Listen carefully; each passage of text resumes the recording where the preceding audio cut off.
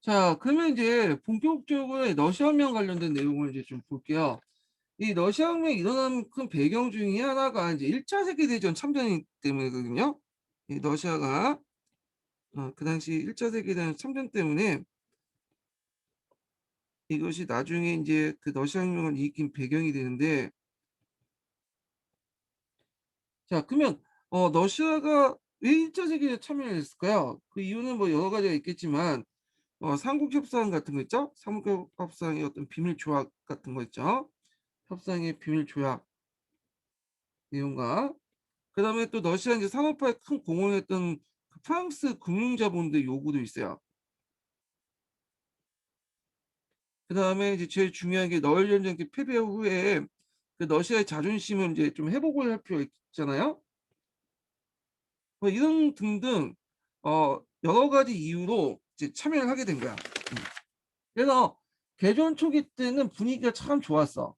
그 당시 이제 예국적 분위기가 조성돼서 국민들이 다수 이제 적극적으로 이제 참여를 환영을 했고, 심지어는 사회주의 자주도 전쟁 참여에 지지를 했어요. 예. 자, 그런데 이제 나중에 이제 시간이 지나면서 탄나베르크 같은 이제 그 전투 계기를 갖고 러시아군이 패배를 하잖아요. 뭐 훈련이나 장비도 제대로 안 됐고 되게 농민들을 강제로 끌고 가서 이 징집병을 만들었기 때문에 그럴 수밖에 없겠죠. 근데 전쟁에 계속 패배를 하는데도 불구하고 이게 후반에 또 경제 피해가 또 심각하거든요.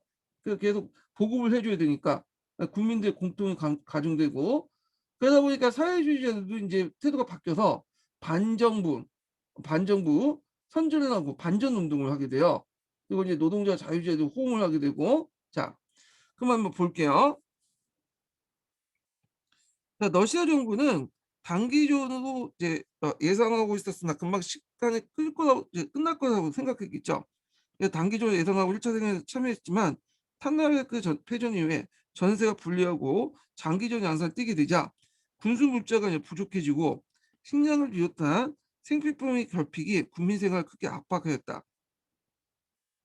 자, 이러한 상황 속에 현실 감각이 이른 니콜라이 2세는 전선에 나가고 실제 정치는 항우와 그의 신임을 얻었던 유명한 개수 나스푼티가 수중에 노단한 결과 군의 사기는 저하되고 탈주병이 속출되는 한편 국내 혼란이 날로 갈수록 더 심해졌다. 나스푼티 유명하죠.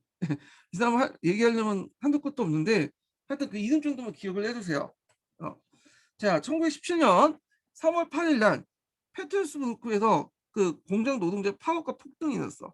요거부터 이제 3월 혁명이 이제 시작된 거예요. 여기부터. 이 3월 혁명은 또는 2월 혁명이라고 하죠. 어, 특징이 뭐냐면 자연 발생증후 민중 형계 공개야. 자연 발생증 민중 공개야.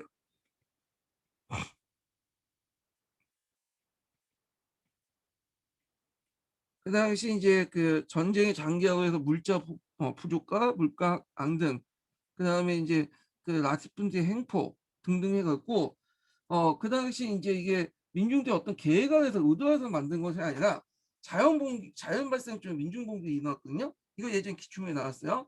그래서 뒤에 일어난 이제 10월 혁명 또는 11월 혁명에는 그 볼세비키가 주도됐잖아요. 그거 좀 약간 차이가 있어. 이건요. 한번 읽어볼게요. 자, 1917년 3월 8일 페테르스부르크에서 공장 노동자의 파업과 폭동이 발생을 하고 군대도 이를 진압하려고 하지 않았다. 자, 군대 이들 전 시가가 흥분에 휩싸인 가운데 노동자 병사 소비에트가 조직되고요. 자, 이 소비에트는 언제부터 조직됐냐면 제1차 혁명 때부터 조직됐어요. 근데 제1차 혁명 때 이제 조직된 소비에트는 주로 이제 어 누구만 대상으로 했냐면 노동자 소비에트만 대상으로 한 거야. 노동자.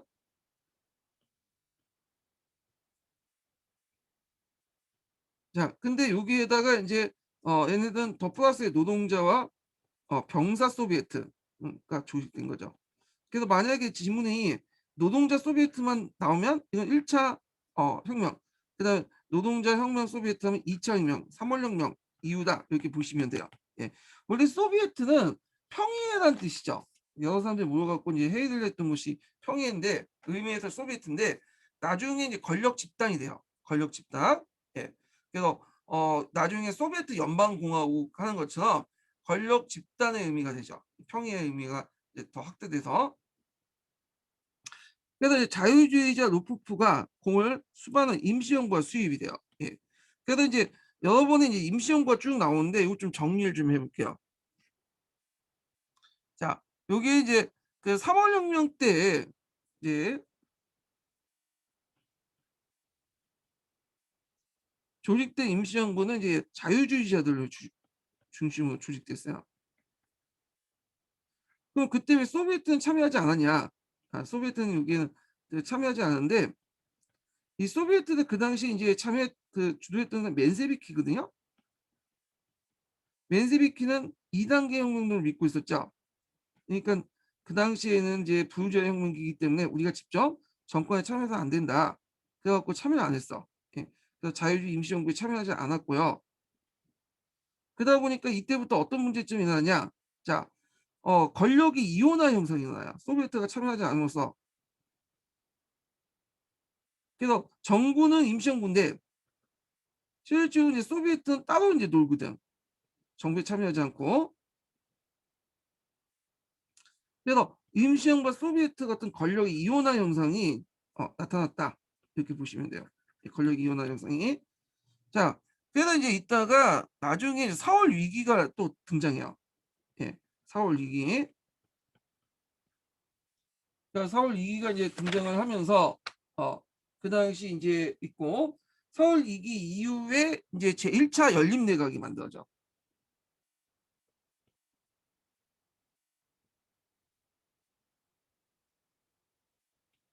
자, 요때부터는 이제 소비에트가 참여하게 돼.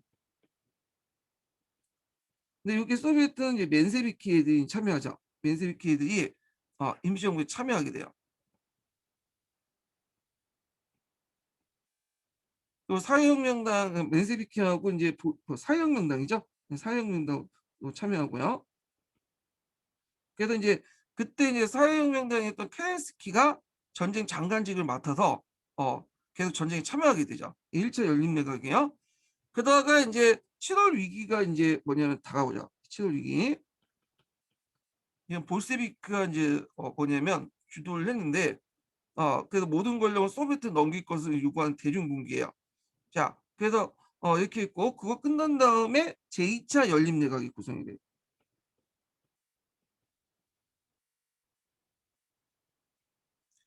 그 제2차 연립내각 때부터는 아예 케렌스키가 어, 전면적으로 나서죠. 그래서 이 사람이 내각 수반이 되죠. 이 케렌스키는 그 사회혁명단 출신이고 레닝이 그 고등학교 다닐 때 교장이었다고 해요. 이 사람이. 그래서 이제 있고 그때 이제 임시정부가 이제 그 사회혁명단을 주도를 했지만 이때는 아예 소비에트와 이제 뭐냐면 인연이 끊게 돼요. 왜냐면 이때 이제 소비에트는 누가 주도했냐면 멘세비키가 장악한 게 아니라 이제 볼세비키가 장악해요. 네. 그래서 사이가 별로 안 좋죠. 얘네들하고. 그래서 끊어지게 되고 그래서 이제 요때 또 이제 뭐냐면 콜로니 쿠데타가 일어나죠. 콜로니 로프 장군의 쿠데타가 일어나. 근데 2차 연립내각에서 케렌스키 정부에서는 이걸 제대로 진압을 못해요. 예, 이거 구구파 쿠데타거든요. 이걸 누가 진압을 했냐? 이 멘세빅 그 케렌스키 정권에서 진압한 게 아니라 그 당시 소비에트에 있는 그 소비에트 그 당시 대도시 소비에트는 다 볼세비크가 장악을 하고 있었거든요. 페트로브르크에서 뭐 모스크바 이런 그 소비에트들은 다 볼세비크가 장악인데 얘네들이 이제 그 안에서 적이 돼 적군을 만들었어. 그래서 얘네들에서 진압이 돼버린 거야. 자, 그러니까 이제 2차 연립내각의 무능함이 드러나기 시작하죠. 그러면서 11월 혁명이 일어나는 거야. 차이 이렇게. 음.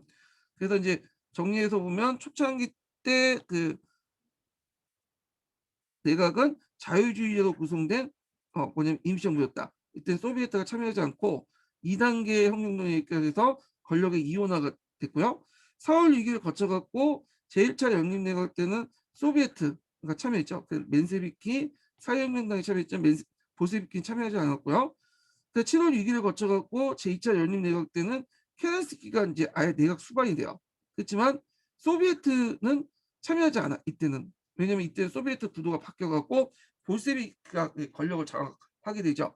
그리고 코널루프 장군 쿠데타 이후에 11억 명이 나왔다. 예. 그래서 이렇게 이제 정리를 좀 해 보시면 될 것 같아요. 자, 그만 읽어 볼게요. 자, 그래서 인제 여기 보면 자유주의 루포프의 공을 수반하는 임시정부가 수립되었다. 자, 전선에서 이 소식을 듣는 니콜라이 2 세는 제1을 동생 미하일에게 대공에게 물려줬으나 대공은 이를 거절했다. 당연하죠. 네, 저도 거절하겠어. 예. 괜히 책임만 지고 벌 실권도 없는 걸 황제직을 왜 받아들이겠어요? 자, 그래서 이로써 이제 로마파 왕조는 종말고하고 3월 혁명이라고 한다. 근데 러시아력은 그 당시에 좀 다르게 썼어요. 예. 그래서 율리우스력이라고 계속 썼죠. 얘네들 로마 시대 때 만든 율리우스력을 계속 썼는데 요때 이제 그레고리역을 좀 고쳤잖아요. 나중에 율리우스력을 바탕으로. 그래서 그레고리역은 이제 주로 서양에서 쓴 거야. 우리가 지금 쓴 달력 있죠. 그때는 3월인데 이 율리우스력을 이제 기준으로 할 땐 2월 혁명이 된 거예요. 그래서 2월 혁명 보통 또 3월 혁명 하고요. 똑같이 이제 그 그레고리 역은 11월 혁명이 되죠. 근데 러시아 역에 따르면 율리우스에 따르면 10월 혁명이 된 거예요. 그래서 10월 혁명, 11월 혁명 이렇게 쓰는데 다 똑같은 혁명이에요. 똑같은 그 사건이고.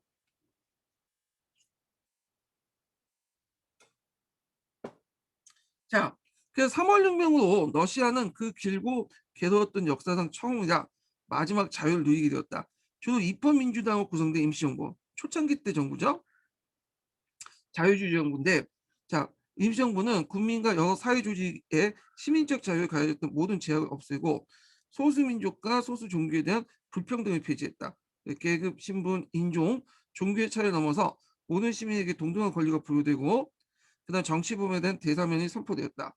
자, 그리고 11월에는 재헌의회의 소집이 약속하고 11월에 앞으로 이제 갈 11월에 때 약속을 한 거죠. 여기에 황씨가 수도원의 토지를 몰수해요. 농민을 분배할 걸 비롯한 강건의 사회개혁이 이루어질 예정이었다. 그러니까 이건 지금 당장이 아니라 나중에 11월 이후에서 재헌의회가 만들어지면 그 후에 개혁 일정이에요. 개혁 프로그램 일정이요. 근데 이제 문제가 있었어요. 왜냐하면 전쟁 중이었거든. 전쟁 그만둔 게 아니에요. 그러니까 이제 심각한 국내 물자와 그다음 경제난 속에서 그리고 기강이 무너진 군대를 거느리고 전쟁을 수행했고 러시아 민중은 자유를 이해하지 못하고 농민을 성급하게 통일을 요구했으며 자유주의 온건파는 민중들이 이해하지 못한 통치 경험도 없었다. 자유주의 온건파들은 주로 어떤 사람들, 카드지 그런 사람들은 이제 그 예전에 뭐 부유자 지식인들, 지주계층들이겠죠. 그러니까 얘네들 이해를 못하지. 자, 그 가운데 누가 들어왔냐? 레닝이 들어온 거죠. 레닝. 이 레닝은 원래 스위스가 마음에 스위스로 도망가 있었는데 왜냐면 이때 이제 제1차 그 러시아 혁명이 일어나고 나서 볼세비키, 맨세비키 그런 사람들이 그걸 인정하지 못하고 시월 측령 인정하지 못하고 개겼잖아요. 그래서 탄압을 받게 돼. 그 레닝이 도망쳐 나가죠. 스위스로. 근데 이제 거기에 있었는데 독일군 참모부가 다가와서 너 뭐냐면 소련 가면 우리가 다 차비대주고 지원도 해주겠다. 그렇게 이제 얘기를 해요. 그럼 너 독일군 참모부가 왜 이렇게 대주냐?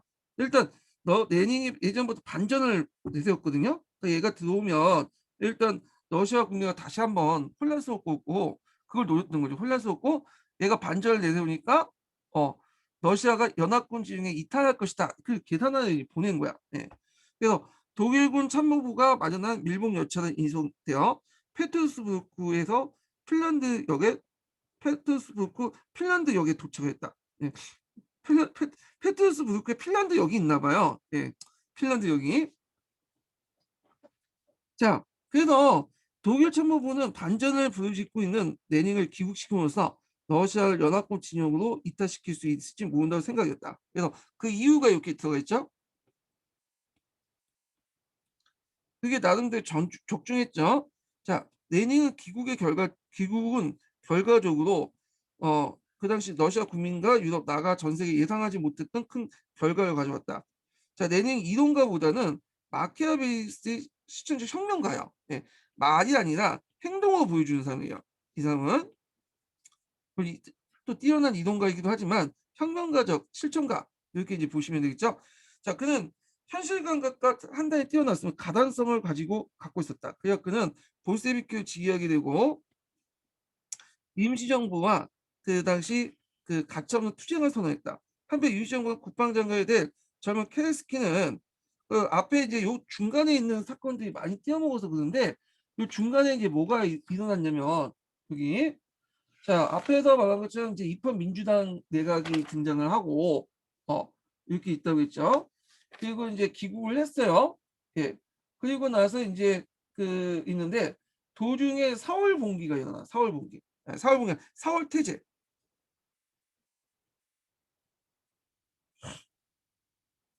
이게 1917년 4월 4일 날 공포되죠. 좀 이따 살펴볼 거예요. 예. 그다음에 이제 그 자연 발생적인 봉기였던 4월 봉기가 일어나요. 4월 봉기.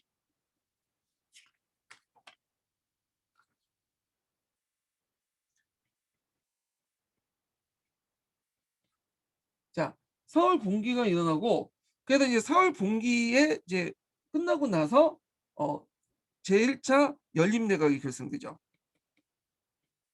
자, 1차 연립내각 때는 이때 이제 그 구성된 임시정부는 케렌스키가 국방장관이 맡고 있었어요. 예. 그래서 요거 얘기 좀 보시면 되고요. 그 다음에 이제 이거 뭐 못하나? 국민들이 사기를 이게 못하네요. 양양하기 위해서 유고대 전세 공세를 취했으나 성공하지 못하고 식량난과 물가구가 더욱 뭐냐면 심해졌다. 그래서 이들 이용하자 볼세비키는 치돌 반란을 일으켜 이게 치돌봉기라고 하죠. 예, 요걸 실패하고 레닌은 다시 핀란드로 피신하게 돼. 망명 다시 가는 거죠. 그리고 나서 케렌스키가 새로운 내각에 수반이 되었다. 요게 이제 뭐냐면 제2차 연립 내각이야. 같이 해요. 예. 자, 그래서 이제 있는데 그러면 여기에서 이제 좀 살펴볼 게 뭐냐면 이게 좀 빠져있는 내용이 많아서 제일 중요한 사월태제를 좀 볼게요. 사월태제.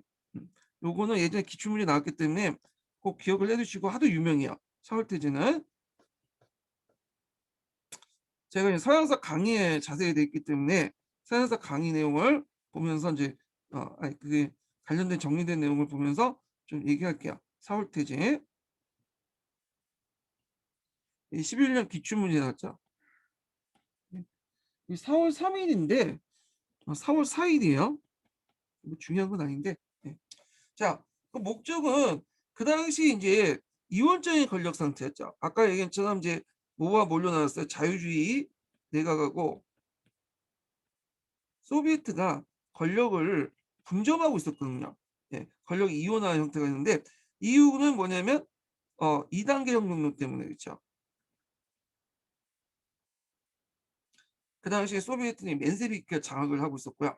물론 이제 시간이 지나면서 볼세비키로 넘어가는 과정이었지만 자 하여튼 그 이원적 권력 상태 혁명의 여러 파들의 무정학적인 그 뭐냐면 연합을 조직시키고 이 당시 부르주아 혁명에서 사회주의 혁명이 이행 촉진시키면서 4월 태제를 공포했는데 세 가지 구호가 있어요. 프로파간다적인 성격이 있는데 모든 권력은 소비에트로 예.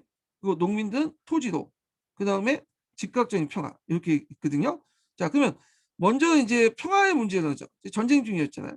당장 이제 즉각적인 전쟁을 중지하고 민주주의 어떤 강화를 체결하자 이렇게 요구를 하게 돼요. 예.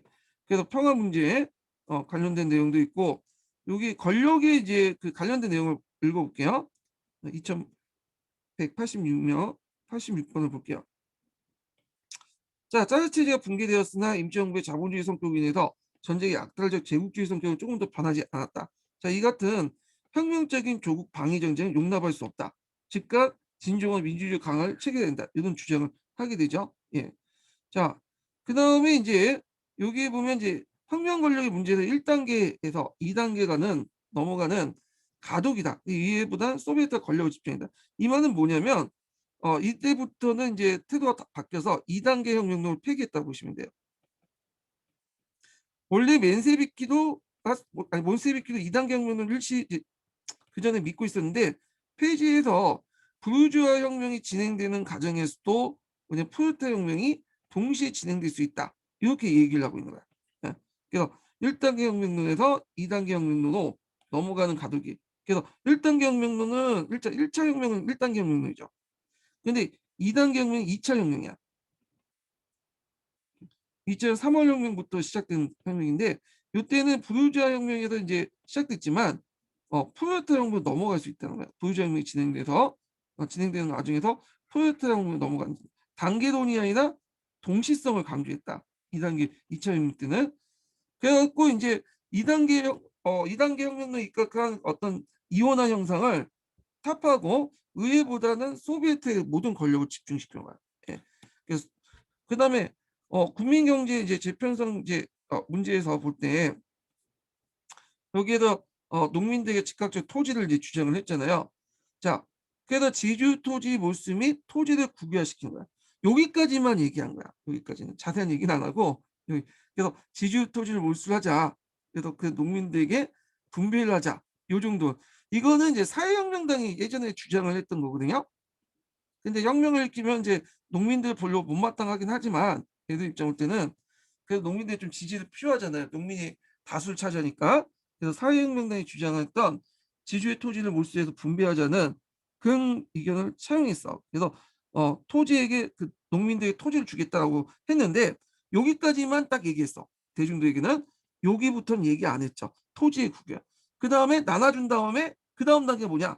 토지의 국유화야. 그래서 여기는 이제 까지는 종전 사회혁명당 정책을 계승했지만 요거는 이 소비에트식 방식이죠. 근데 요것만 얘기한 거예요. 요것만. 그래서 나중에 이제 토지를 몰수해서 분배하고 나서 나중에 스탈린 때 집단 회포했죠. 근데 농민들은 요것만 본 거죠. 모든 토지를 몰수해 갖고 우리한테 주겠다. 그것만 본 거예요. 그리고 그 뒤에 내용도 이제 없죠. 소유권을 준 게 아니에요. 농민의 처분권은 그러니까 토지의 처분권은 농민 대표 소비에트한테 준 거야. 그러니까 개인이 뭐냐면 소유권을 갖고 있는 게 아니에요. 예. 그래서 인제 요런 것들을 강조했다는 걸 좀 기억을 해 두시고 은행의 국유화 및 노동 소비에트 통제, 노동 소비에트에 의한 생산물 분배의 통제.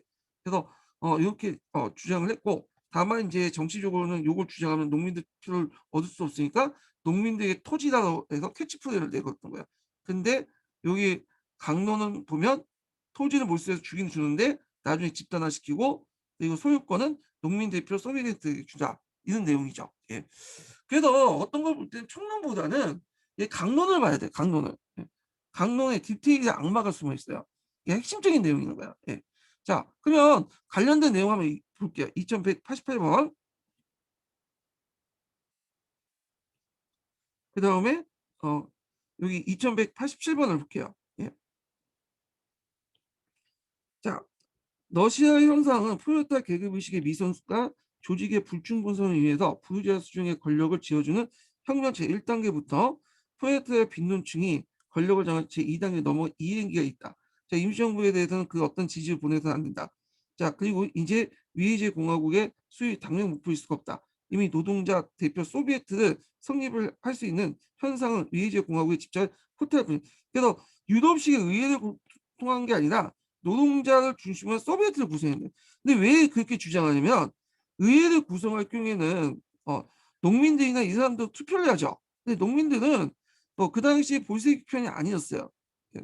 어디 편이었냐면 사회혁명당이나 뭐 자유주의 이런 정당이 찍어. 특히 사회혁명당 그런 사람들에게. 자, 그러니까 이제 얘네들 데리고 의회를 구성하면 자기가 정권 장악이 힘들거든요. 그러니까 자기가 이제 정권을 장악할 수 있는 노동자들 대상으로 소비에트를 바탕으로 해야 된다는 거야. 그 밑에는 전위 이론이 있죠. 전위 조직 이론. 그래서 그 당시 혁명적 그 노동자들에서 제일 앞서간 집단들이 주도를 내고 권력을 장악해야 된다.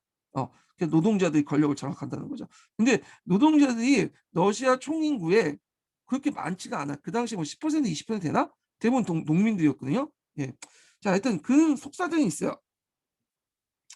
자, 그래서 인제 이런 것들 좀 기억을 해 두시면 되고요. 자, 2188번 볼게요. 자, 모든 대농장을 공공비용을 운영하는 모본 농장을 설치해 농원 노동자 대표 소비에트 통제 아래 두어야 된다. 전국의 모든 은행을 단일한 국유은행을 통합하고 노동자 대표 소비에트 통제 아래 둔다. 그러나 사회주의 도입이 현재 직접적인 과제라 할 수 없다. 따라서 잠정적 이행 조치가 필요하고 이 단계에서 이제 노동자 대표 소비에트가 사회적 생산의 분배를 통제해야 된다. 뭐 이런 내용이고요. 자, 그다음에 당명을 사회민주당에서 공산당으로 변경했어요. 예전에 이제 공산당 쓰지 않았던 게 이제 막스 이론을 내세우면 사람들로부터 이제 가격 분자 이렇게 이제 볼 수가 있거든요. 그래서 사회민주당으로 이렇게 좀 약간 다소 유한 이렇게 이거 온순한 표현을 썼는데 이제 공산당 폭이 바뀐 거야. 어. 그래서 이런 내용들 좀 기억을 해 두시고 그 인터내셔널 혁신을 주장해서 커뮤니티는 기반이 됐죠. 그 내용을 볼게요. 자, 당강령을 개정하고 당명칭을 사회민주당에서 공산당을 변경하여 인터내셔널 혁신을 했다. 당강령은 그 제국주의 및 제국주의 정책에 관한 내용, 그다음에 커뮤니 공정태의 어떤 국가 수요 내용을 포함하고 있다. 이렇게 있고요. 이건 내닝의 제국주의론 같은 것들이 이제 포함되어 있죠. 예, 수용 반영돼 있다는 거. 그 이는 뭐냐면 2단계 혁명을 수정해서 부유자 혁명에서 사회주의 혁명의 직접 전환을 주장했다. 그래서 단계를 거쳐서 끝난 다음에 곧바로 간 게 아니라 부유자 혁명이 진행되는 과정에서도 사회주의 혁명이 넘어갔다. 이렇게 할 수 있죠. 그래서 그걸 또 레닝의 또 이 사후퇴직을 통해서 레닝의 당내 입지가 강화되고 트로츠키가 지지를 해요, 레닝을. 예. 그래서 그 관련된 내용 한번 읽어볼게요. 자, 2190번에 2191번 내용을 볼게요. 자, 모든 볼세비키가 민주혁명 단계에서 계급동맹의 기본 원칙을 삼아왔던 노동자 농민의 혁명적 민주주의 독재론 곧 2단계 혁명을 전면 수정하여 부유자 혁명부터 사회주의 혁명의 직접 성장 전환한다는 그 과제를 제시하기도 했다. 전환은 그래서 변화된 레닌의 입장은 사실상 1905년의 혁명 트로츠키가 주장 영구혁명론과 일맥상통한다. 자, 전쟁 문제에 대해서 견해는 레닌이 거의 일치했지만 레닌의 단조직을 반대해서 볼세비키에 합류하지 않은 채 독자적으로 활동해 오던 트로츠키는 1927년 5월 악명을 기하는 즉시 레닌의 입장에 그걸 전폭적으로 지원했으며 이 덕분에 볼세비키 당내 레닌의 영향도 현저히 강화되었다. 그러나 트로츠키에 비교할 때 레닌의 프롤레타리아 권력의 지지 세력으로서 유럽 프롤레타리아 위주하고는 러시아 농민층에 더 위지한 입장을 탔다는 상대적인 거야. 예. 노동자지만 노동자를 바탕으로 했지만 농민층도 끌어들이려고 했다. 이렇게 보시면 되고 상대로 볼 때 이에 반해서 트로츠키는 러시아 농민층에 대해서 상당히 비우호적이야. 어. 왜냐면 예전에 한번 경험해 봤거든. 얘들 얼마나 무식하고 짜들 숭배하는지. 그걸 알기 때문에 적극 노동자를 어 그냥 혁명세로 보려고 했던 거고 레닌도 마찬가지. 레닌도 똑같게 노동자들 혁명세로 봤어요. 근데 정치적으로 볼 때 농민들도 끌어들일 필요가 있기 때문에 이들을 또 뭐냐면 파트너 정도 본 거지. 그러니까 주체는 아니어도 작가 이제 혁명을 일으키는데 파트너 정도 이렇게 봤다. 이렇게 보시면 될 것 같아요. 제가 그 뒤에다가 제가 이거를 정리를 했어요. 그래서 서양사 강의를 보고 어 좀 정리를 했거든요. 잠깐만요.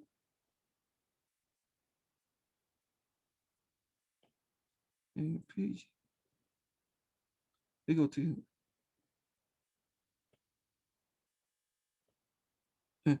이걸 정리를 했는데 요 정리한 표를 지금 다 얘기하긴 좀 그러니까 그냥 좀 약간 좀 보세요. 다만 이제 이 볼세비키에서 이제 사울퇴지 이전하고 사울퇴지 이후는 좀 다르다. 그 2 단계 혁명의 볼세비키는 멘세위키 인식과 동일하지만 사울퇴지 이후에는 부르주아 이제 누구야 솔직히 영구혁명을 영향받아서 동시에 일어날 수 있다. 이렇게 본 거죠. 부르주아 혁명 단계가 미국화나 진행되더라도 사회주의 혁명의 이행이 가능하다.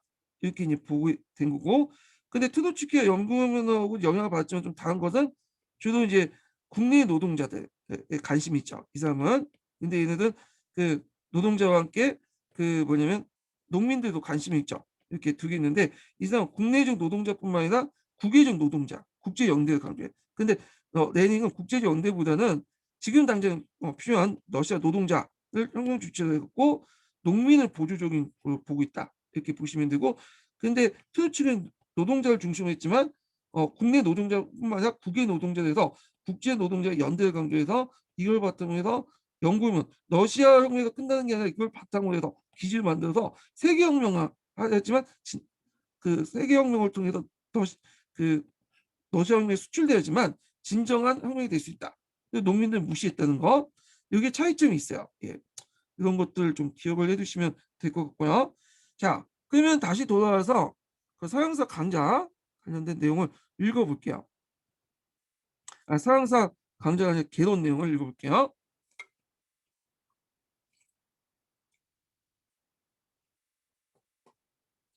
자, 케렌스키 신내각은 수명이 짧았다. 이 케렌스키 신내각은 제2차 연립내각을 말하죠.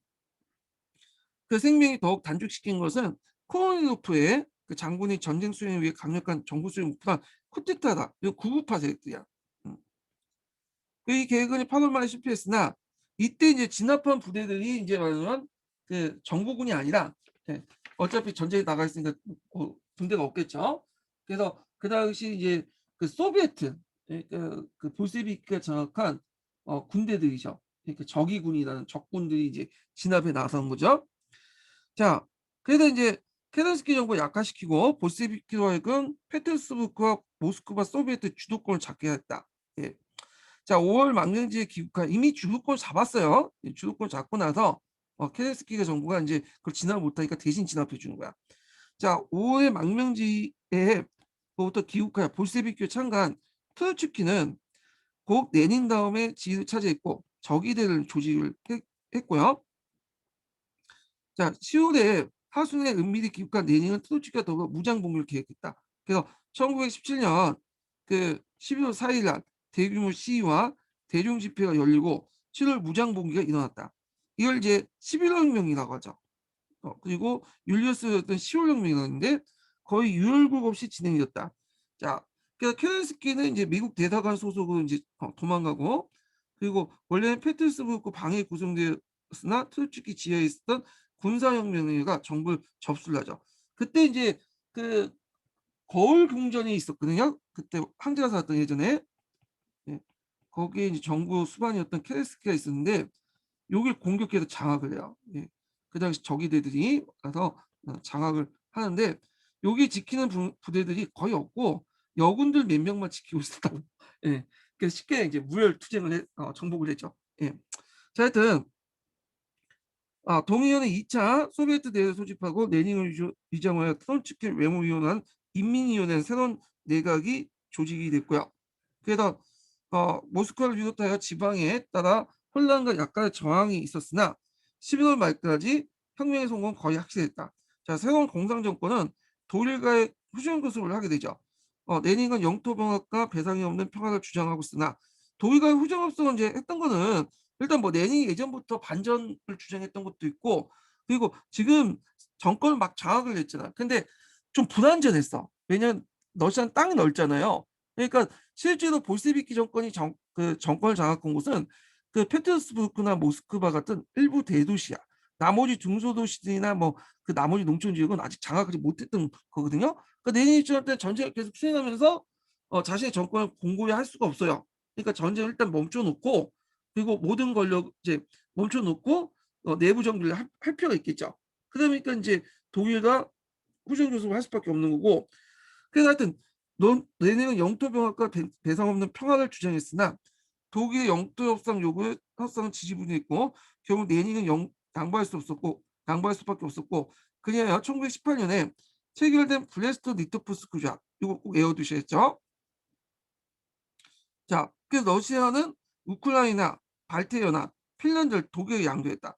자, 그래서 러시아 인구의 3분의 1, 철 생산의 80%, 석탄 생산의 90% 상실을 뜻했다. 그러면 러시아, 독일이 우크라이나, 발트의 핀란드 지역을 장악했냐? 실질적으로 못했죠. 시조적 지배가 안 돼요. 예. 왜 시조적 지배가 안 되냐면 여기를 장악하려면 당연히 군대를 파견해야 되잖아요. 예, 군대를. 근데 군대를 파견할 데가 어딨어? 지금 서부전선에서 미국이 막 공격하고 연합군이 공격하는데, 그래서 실질적으로 조약만 맺은 거지 이 지역을 장악한 건 아니에요. 예. 그래서 오히려 이제 러시아 혁명 때 이전까지 이런 지역에서 뭐 독립운동이 일어났다 보시면 돼요. 예. 그래서 이제 우크라이나 같은 경우 예전에 한번 얘기했죠. 독립운동했다가 국가들이 소련에 들어와서 진압을 해갖고 다시 소련에 합병됐고, 발트해 연안지역은 독립을 했죠. 얘네들. 그래서 핀란드도 원래는 소련에 있다가 독립을 했어. 예. 그래서 독일 실제 요기는 장악한 건 아니고 조약상이 있는 내용이야. 조약상이 있는 내용. 자, 이보다 앞서서 레닌은 이제 재헌의회 소집을 허용했다. 왜냐하면 앞에 이제 그 뭐야 자유주의 정부에서 그 당시 이제 재헌의회 소집을 약속을 했잖아요. 12월 달에요. 자, 그래서 러시아인들은 그들의 역사상 처음으로 마지막이 될 완전 자유로운 보통선거를 참여했다. 그 결과 볼세비키는 4분의 1밖에 얻지 못하고 사회혁명당을 비롯한 다른 사회주의 정당이 62%를 득표를 보였다. 자, 그러니까 이제 재헌이는 이제 이게 헌법을 만든 게 마음에 안 들어. 그래서 너희 명령 무속으로 해산됐다. 요거 꼭 기억을 해두세요. 재헌이의 그가 소집돼서 해산됐다는 거. 그래도 이제 의회가 아니다. 앞에서 의회를 하면 모든 국민들 해가지고 뭐 국회의원을 뽑고 그래야 되잖아. 근데 지지 기반이 약했던 극소수의 볼세비키 애들은 어, 국회의원을 뽑고 이렇게 이런 것도 별로 안 좋아해. 그래갖고 노동자들, 네. 그 당시 모스크바 그 당시 모스크바하고 페테르부르크에는 아주 모스크바 전위 조직이 애들만 구성돼 갖고 뭘 만든 소비에트를 만드냐. 그래서 의회가 아니라 소비에트를 중심으로 권력 구조 장악해야 된다. 그래서 러시아 소비에트를 만들고 이걸 또 다른 여러 지역의 소비에트를 만들어서 러시아 소비에트 연방공화국 소련을 이제 만들게 되죠. 예. 자, 그래서 이제 3월혁명의 길이 열리듯이 보였던 러시아의 자유주의 발전은 완전히 좌절되고 종지부를 찍었다. 이렇게 보시면 돼요. 자, 그러면 이제 여기에서 이제 러시아의 의의와 한계를 좀 볼게요. 여기는 안 나와 있는데 서양사 강의에는 정리가 돼 있거든요. 그래서 서양사 강의를 한번 볼게요. 예. 자, 서양사 강의 내용을 한번 보면 심화규제에서 볼게요.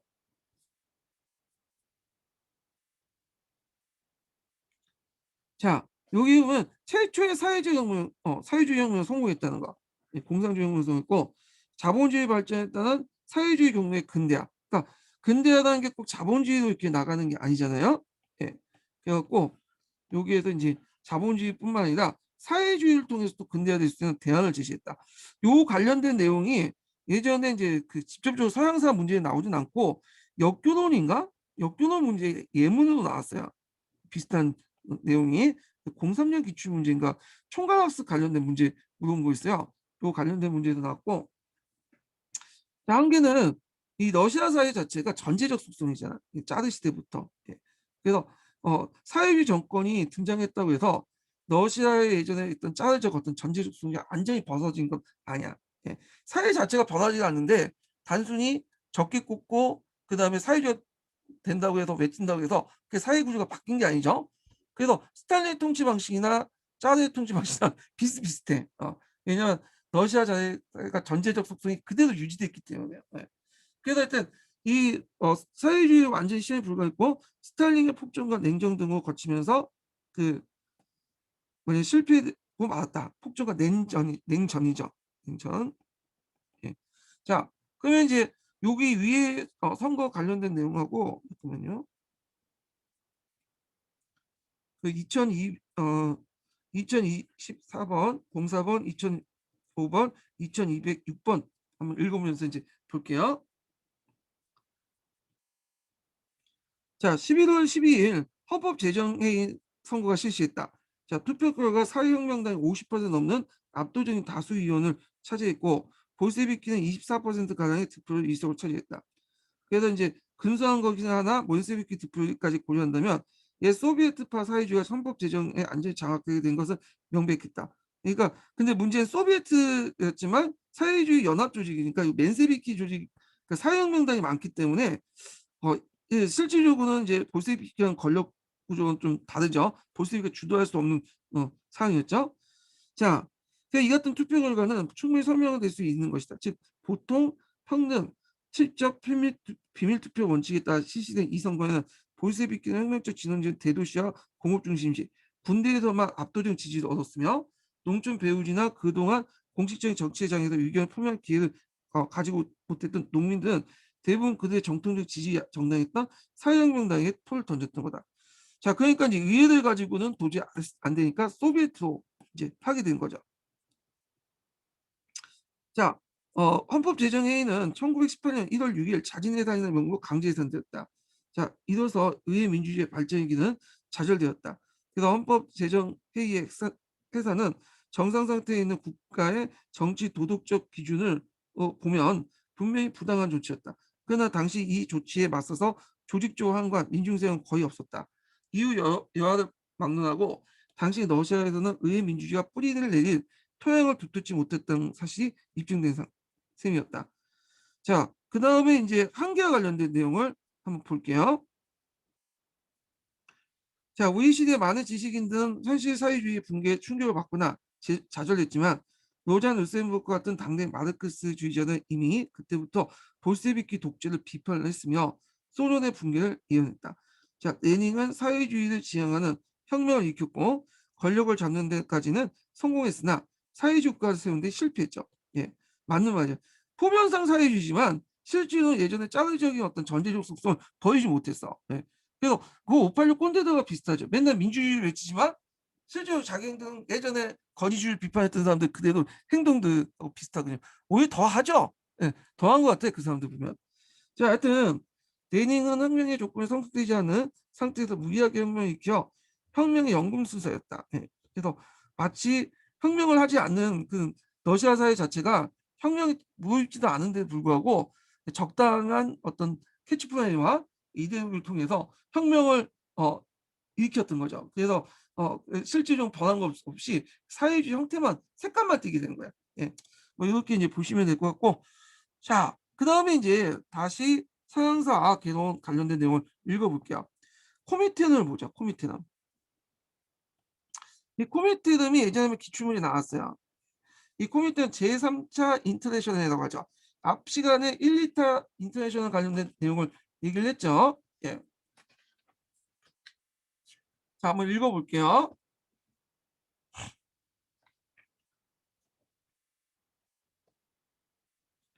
자, 혁명을 승리하고 정권을 장악한 레닌은 1919년 3월 모스크바에서 각국 대표들을 소집하여 공산주의 인터내셔널, 약칭해서 코미테를 창설했다.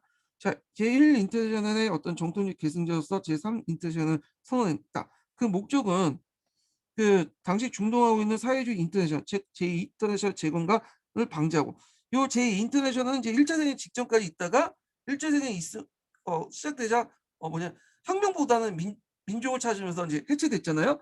근데 얘네들은 되게 뭐 수정주의자들이 많아요. 예.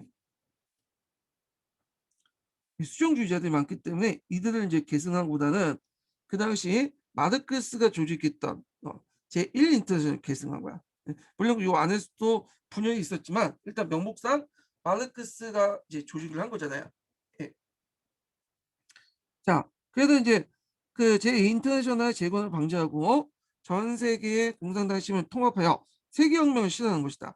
자, 창립선언은 또한 그 후진 여러 민족의 자결권, 그다음 식민지 반식민지 해방을 주장하기도 했고, 그렇지만 1차 대회 때 참가했던 어, 각국 대표는 불과 19명에 불과했다. 자, 코미테는 국제적 공산기구 그 기반을 확립한 것은 1920년대 여름에 모스크바에 개최한 제2차 대회죠. 요것도 이제 이게 우리나라 중국에 영향을 미쳐. 그다음에 중국이나 한국의 공산주의자들에게 사회주의에 영향을 미친 데예요. 이 대회는 37개국 이 대표가 참가했고 레닌의 회원 제국을 21개항을 제시했다. 그 핵심은 모든 공산당에게 소련 방식을 따를 것을 요구했고, 그 코민테르 구역은 전 세계 공산당에게 모스크바에 있는 코민테르 집행의 명령 복종을 구정했다. 그래서 공산당의 어떤 각국의 공산당의 그 공산당의 어떤 공산당 정책을 결정할 때는 코민테르 승인을 받아야 되고, 그리고 공산당이 창당할 때도 코민테르 승인을 받아야 돼. 예.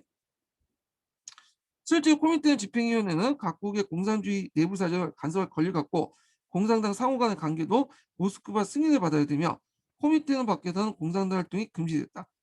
그래서 그때 코민테르에 내걸었던 게 일당 일국주의죠. 네, 일당 일국주의는 저번에 설명했어요. 한 개 당이나 한 개 국가에는 한 개 당이 있어야 돼. 네, 공산당이나 한 개 국가에 있어야 되죠. 그래서 조선공산당이 그걸 일당 일국주의 입각해서 내국주의 입각했고 고려 공산당에서 국내에 들어서 조선공산당 이름으로 활동을 하게 되죠. 예. 일당 일국 내국주의가. 그래서 요건 제가 이제 그전에 한국사 그 근현대사 설명할 때 그 우리나라 잡발대 역사를 설명할 때 좀 얘기를 했어요. 요거와 연결시켜서 좀 보시면 될 것 같아요. 예. 자, 그다음에 이제 여기에서 좀 코믹스에서 좀 볼 게 뭐냐면, 음, 여긴 안 나왔는데 요때 이제 2차 다토 대회 때 뭐가 이제 공포됐냐면, 우리나라가 이제 중국과 관련된 거예요. 민족과 식민지 문제에 대한 태제예요.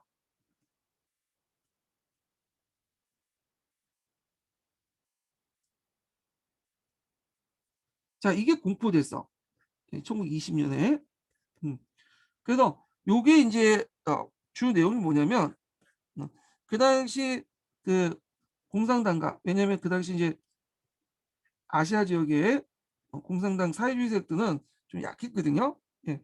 그 세력들과 좀 더 진보적인 개량적인 민족주의 세력들과 손을 잡아라. 이 내용이야. 그리고 그러면 우리가 지원을 해주겠다. 코미테에서 지원을 해주겠다는 거야. 자, 이게 주요 내용인데, 요게 이제 그 중국 공산당에도 영향을 미쳤죠. 그래서 1차 국공합작이 이루어졌고요. 우리 같은 신간에 또 좌우합작도 요게 영향을 받은 거예요. 그래서 민족과 식민지 문제에 관한 태제 이거 외워두시고, 요거 예전에 한번 기출에 나왔을 거예요. 중국사 관련해서 내용할 때 좀 더 얘기를 할게요. 예. 자, 그 결과 이제 공산주의 이해관계는 소련의 이해관계와 동일시하고 코미테는 소련의 외교정책 도구가 됐다. 대부분 외국 공산당은 세계 최초의 사회주의 그 국가의 건설 볼세비키에 충성할 수밖에 없었다. 자, 코미테의 방침과 정책은 수시로 변경되었고, 이게 이제 대표적인 게 이렇게 했다가 이제 2차를 냈다가 좌우 합작을 하라고 했다가, 또 그 당시 이제 국민당의 배신을 이제 보고 그 장개성이 쿠데타를 일으켰잖아요. 그러다가 또 이제 뭐 그또 독자적으로 행동을 하라고 했다가, 그다가 또 7차 코미테 때는 또 반파쇼 진영이 형성되니까 너네 또 힘을 합쳐라. 그래서 제2차 국공합작이나 뭐 30년대 자화합작 활동을 또 주도를 했잖아요. 예. 뭐 이거 왔다 갔다 해. 아시아와 후진 지역에 대해서도 반제국주의 민족주의 합작과 동맹 전술을 초기부터 추구했고, 이게 이제 2차 대회죠. 2차 대회, 2차 코미테인데고, 그와 관련된 것이 민족과 식민지 문제에 관한 태제죠. 그러다가 이제 1930년대 파시즘에 대항하기 위해서 공동전략의 전술을 채택하여 인민전선을 형성했다. 자, 요게 이제 7차예요. 유럽에 생성된 것이 인민정부인데 좌파와 우파의 연합정부야. 그래서 뭐 스페인이나 포르투갈, 프랑스, 어, 그러니까 이 인민정부 정선이 이제 프랑스나 뭐 이런 데서 이제 만들어지기 했고요. 그다음 우리나라는 아까 전에 얘기했죠. 30년대 그 당시 그 통합운동이 있었고 좌우합작. 그다음에 중국에서는 제2차 국공합작에도 영향을 미쳤죠. 자, 그러나 1939년에 독소 불가침 조약이 체결되자 이 전술 포기되고, 1942년 독일이 소련을 공격하자 스탈린은 1943년에 연합군의 공산주의 혁명에 대한 두려움을 해소하기 위해 코미테를 해산했다. 43년에 해산을 했다. 이렇게 보시면 돼요. 왜 이렇게 해산했냐면, 그 당시 이제 연합군 뭐 미국, 영국 이런 나라죠.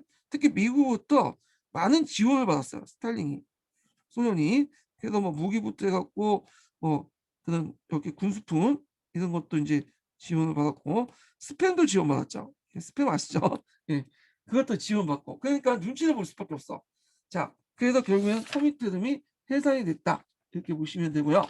그 참 잘 알려지지 않지만 제4 인터내셔널도 있었어요.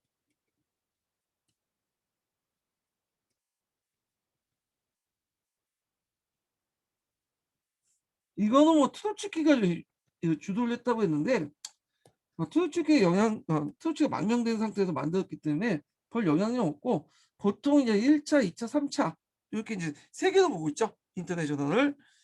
자, 그래갖고 이제 코미테는 관련된 내용을 끝났고요. 그 다음에 이제 11장, 14장 베르사유 체제와 제2차 세계대전 내용은 다음 시간에 하죠. 예. 그래서 이렇게 오늘 수고하셨고, 제가 세 번째 인증본을 불러드렸나? 기억이 안 나네. 예. 그래서 세 번째 인증번호 알려드릴게요. 내가 그전에 불려줬으면 그냥 그 앞에 거 쓰고 쓰시면 되고요. 일단 하나 더 여유 있게 하나 불려드릴게. 제가 55 번이야. 예. 세 번째 인증번호 55 번. 자, 오늘 강의 듣느라 수고하셨습니다.